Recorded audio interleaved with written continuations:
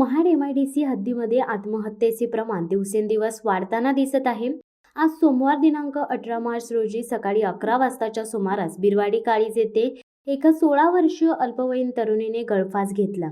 रजनी सोनू शर्मा सध्या राहणार काळीज खरवली, मूळ राहणार उत्तर प्रदेश असे या तरुणीचे नाव आहे। घरामध्ये कोणीही नसताना या तरुणीने कॉटन दोरीच्या सहाय्याने फॅनच्या हुकला दोरी बांधून आत्महत्या केली। घटनास्थळी पोलीस दाखल झाल्यानंतर मृतदेह महाड ग्रामीण रुग्णालय येथे शवविच्छेदनाकरिता पाठवण्यात आला। आत्महत्येचे कारण अद्यापही अस्पष्ट आहे।